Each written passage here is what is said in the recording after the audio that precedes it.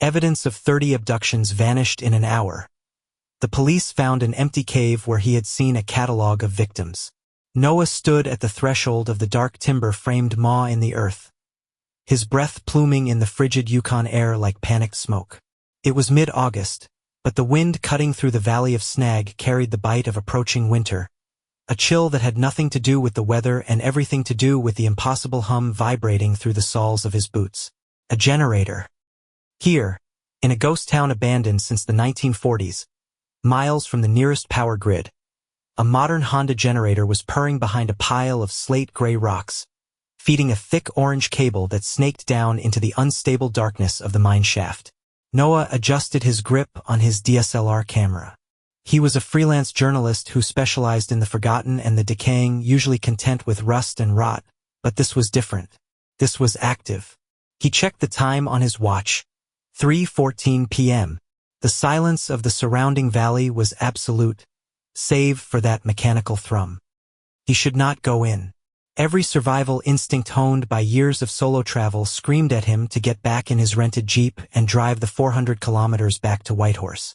But the cable pulled at his curiosity with the gravity of a black hole. He stepped inside. The air in the tunnel was stagnant, smelling of wet earth and diesel fumes.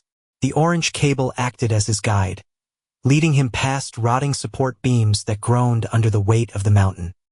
He walked for 50 meters, his flashlight beam cutting through the gloom, until the tunnel widened into a carved-out chamber. Noah froze. He killed his flashlight. He did not need it. The chamber was lit by a string of construction lights powered by the generator outside. It was not a mine anymore.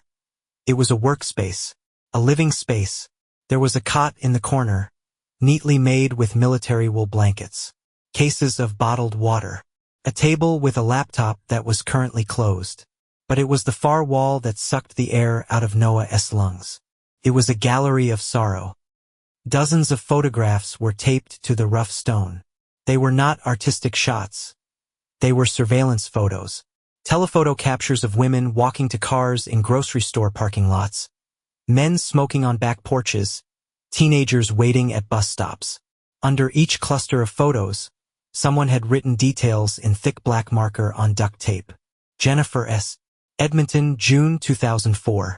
Height, 5 feet 6 inches. Hair, blonde. Mark R. Prince George, October 2006.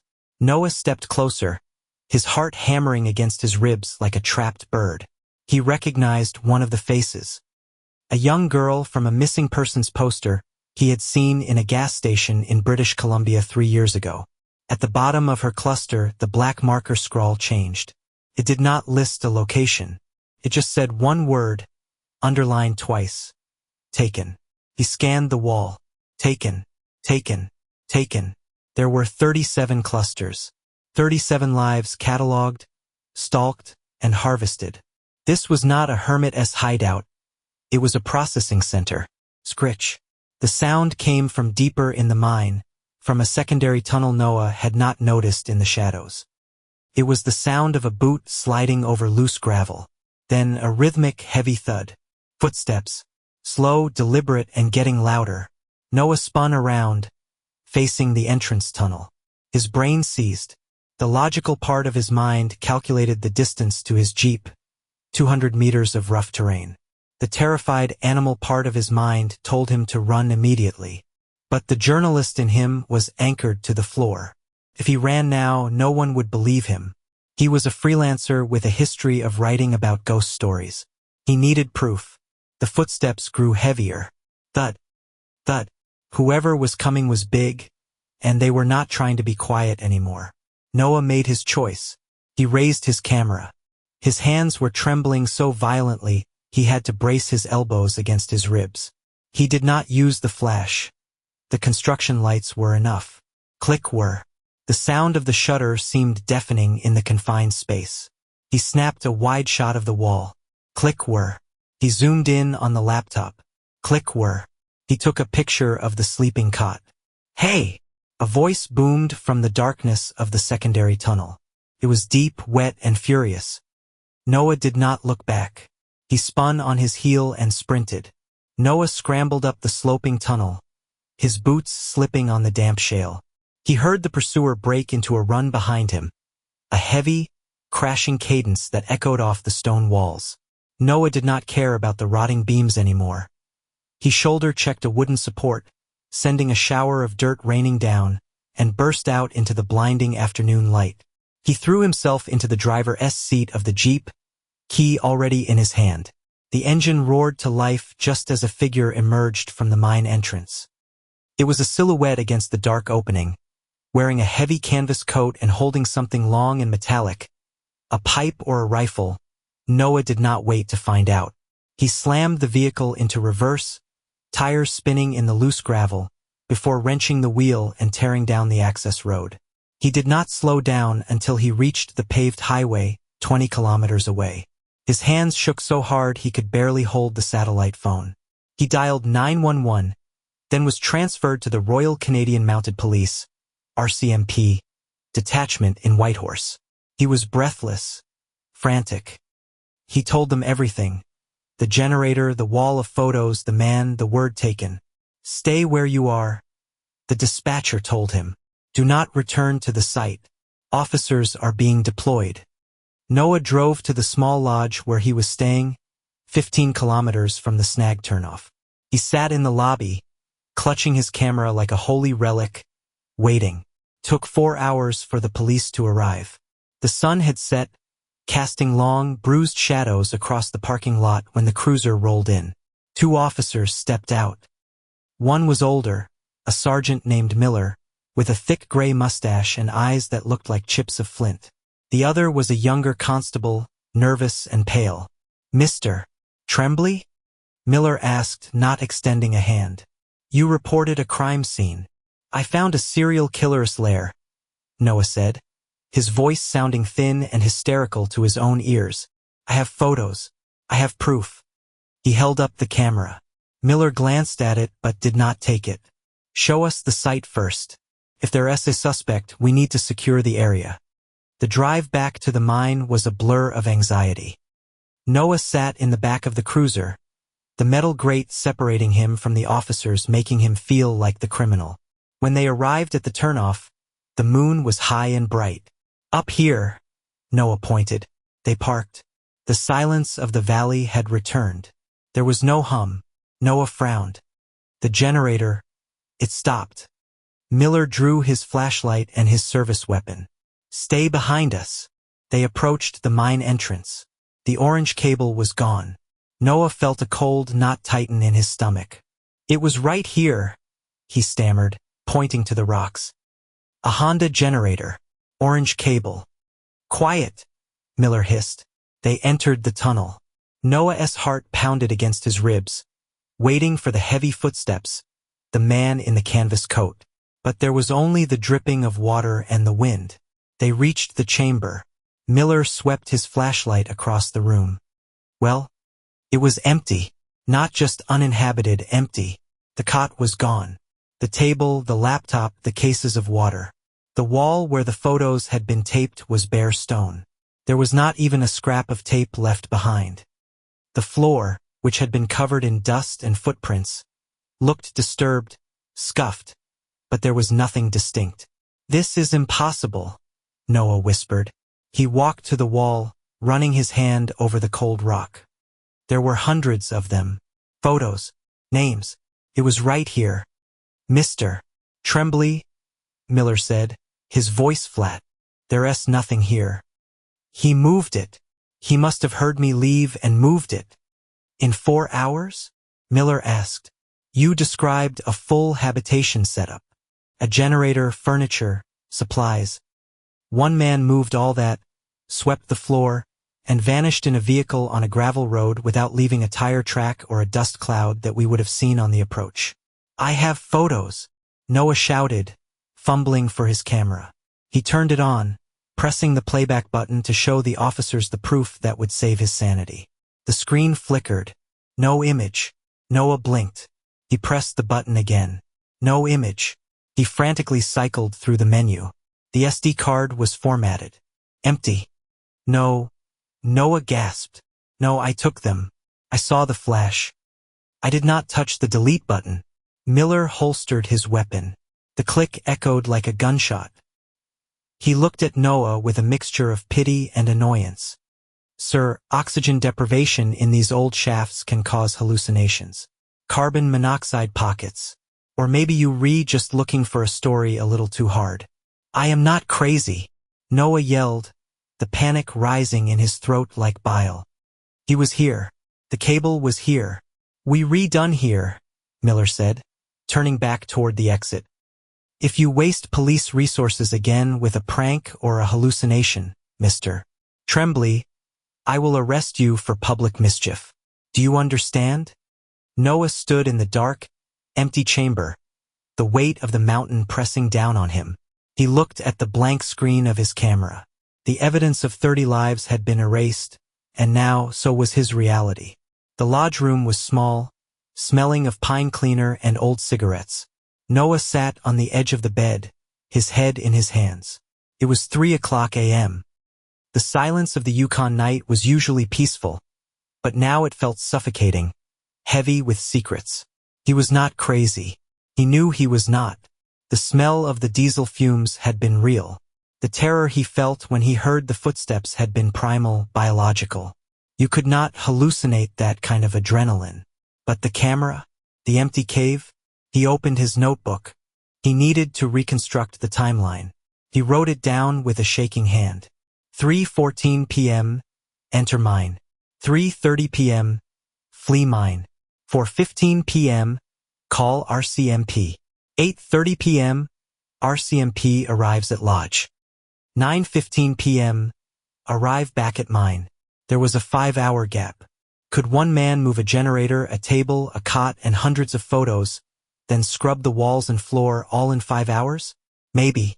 It would be grueling, but physically possible if he had a truck ready. But the camera? How did the SD card get wiped? Noah had not taken the camera off his neck. It had been with him in the Jeep, then in the lodge lobby. He replayed the evening in his mind. The arrival of the police car. The waiting. He had gone to the bathroom once in the lodge lobby, leaving his bag on the chair for maybe 2 minutes. The young constable had been outside, but Sergeant Miller had come in to use the radio. No, that was paranoid. A police officer erasing evidence? Why? Noah stood up and paced the room. He went to the window, peering out through the blinds at the empty parking lot. His Jeep sat there, covered in dust. Dust. Noah stopped. A memory flashed in his mind, sharp and discordant. When Miller and the young constable had walked into the lodge lobby earlier that evening, Noah had looked at their feet. It was a reflex. He always looked at boots. He checked for wear, for brand, for mud, a habit from hiking. Miller had been wearing heavy tactical boots. They were clean, mostly, but along the welt, where the leather met the rubber sole, there had been a thick, reddish-orange clay. Noah froze. He grabbed his laptop and pulled up his geological research notes on the snag area. He had downloaded the survey maps weeks ago. The surface soil of the snag valley was gray silt and gravel. Glacial till. That was what was on Noah's boots. That was what was on the road. But the mine. The mine shaft he had entered was an old copper prospect. Deep in the earth, past the oxidation zone, the soil turned to a dense, red clay. Noah looked at his own boots, tossed in the corner. The soles were caked with gray dust. He had not gone deep enough into the muck to pick up the clay, or maybe he had knocked it off running. But Miller had red clay on his boots when he arrived at the lodge. Before they had gone to the crime scene, Noah's blood ran cold. Miller had not just arrived from Whitehorse. He had been at the mine. He had been the one scrubbing the walls. He had been the one moving the generator. And there was something else. A small detail Noah had glossed over in his panic. When they drove to the mine in the cruiser, Noah had started to point out the hidden turnoff. A narrow, overgrown trail barely visible from the road. But Miller had not slowed down or asked for directions. He had turned the wheel aggressively, hitting the hidden entrance at speed, without high beams, knowing exactly where the potholes were. The police were not investigating the site. They were protecting it. Noah backed away from the window. The realization hit him with the force of a physical blow. This was not a serial killer acting alone. This was infrastructure. A trafficking hub located in the one place no one looked, protected by the only people you were supposed to trust. Headlights swept across the blinds. Noah threw himself to the floor. He crawled to the window and peeked through the slat. It was the cruiser. It was back. The lights were off, rolling silently into the lot. Miller got out. He was not wearing his uniform cap. He was holding a shotgun. He did not walk toward the lobby entrance. He walked directly toward the exterior door of Noah's room. Noah looked at the door. The flimsy chain lock. The single deadbolt. He was trapped. He was the loose end. Panic threatened to paralyze him, but the rage, the cold, hard rage at the betrayal, burned through the fear. They thought he was just a city boy, a tourist with a camera. They did not know he had spent 10 years navigating war zones and riots. He knew how to hide. Noah grabbed his backpack. He did not go for the door. He went to the bathroom. The lodge was an old, prefabricated structure raised on cinder blocks to keep it off the permafrost. The bathroom had a small maintenance hatch in the floor for accessing the plumbing in case of a freeze. Noah had noticed it when he dropped his toothbrush earlier. He pried the plywood cover up with the handle of his razor. It popped with a groan that sounded like a gunshot in the quiet room. Outside, heavy boots crunched on the gravel. Knock, knock, knock. Mr. Tremblay, open up. We need to ask you a few more questions. Miller's voice, calm, predatory. Noah squeezed through the hole, dropping into the crawlspace beneath the lodge. The dirt was freezing. Spiders scuttled over his hands. He dragged the plywood cover back into place above him just as he heard the hotel room door splinter. Crack. The door was kicked in. Clear. Miller's voice drifted down through the floorboards. Bathroom. Footsteps vibrated the wood inches above Noah's head. Gone, Miller said. He must have rabbit-eared out the window. Check the jeep, a second voice said. The young constable. He sounded terrified. Sarge, if he talks. He would not talk. He has an unstable mental case, remember? But we CA not let him leave the territory. Call the highway patrol. Tell them we have a suspect in a hit-and-run fleeing south. Noah lay in the dirt, holding his breath until his lungs burned. They were going to hunt him. They controlled the roads. They controlled the narrative. If they caught him, he would just be another photo on a wall in a different mine. He waited until the cruiser roared away, tires screeching onto the highway. Noah crawled out from under the lodge on the far side, into the deep shadows of the tree line. He did not go to his jeep. That was a coffin now. He left it there. He began to walk. He walked 5 kilometers through the bush, avoiding the road, until he reached a trucker pull-out he had noted on his map. He waited in the ditch, shivering, hypothermia nipping at his fingers. An hour later, a long-haul semi-truck with Alaska plates rumbled to a halt, the driver checking his load. Noah emerged from the woods. He looked like a wreck, covered in dirt, eyes wild. He approached the driver. I need a ride, he said. I have cash. $500. Take me to the border. Not the Canadian side. The U.S. Customs. The driver looked at the cash, then at Noah. You in trouble, son? Domestic dispute. Noah lied. Just need out. The driver shrugged. Hop in. As the truck crossed into Alaska 6 hours later, Noah did not feel relief. He felt a cold, hard clarity. He sat in a diner in Talk, Alaska, connected to the slow Wi-Fi. He did not call the RCMP. He did not call the local news. He opened his email. He composed a message to the Federal Bureau of Investigation's Human Trafficking Task Force and CCDA contact at the Globe and Mail in Toronto and the CBC National Desk. He did not have the photos. The SD card was blank. But he had something else. He typed rapidly. Subject, Trafficking Hub/Police Corruption Snag, Yukon. He detailed everything. The location of the mine. The specific model of the generator. The names he remembered from the wall. Jennifer S. Edmonton. Mark R. Prince George. But then he added the detail that would hang them. Review the GPS transponder data for RCMP Unit 4 Alpha assigned to Sergeant Miller for the hours of 3 p.m. to 8 o'clock p.m. on August 14th. The vehicle will show travel to the mine site prior to the official call. Forensics will find red clay consistent with the mine interior on the driver's side floor mat of the cruiser. He hit send. Noah leaned back in the booth, watching the tracking bar complete. He would never go back to the Yukon.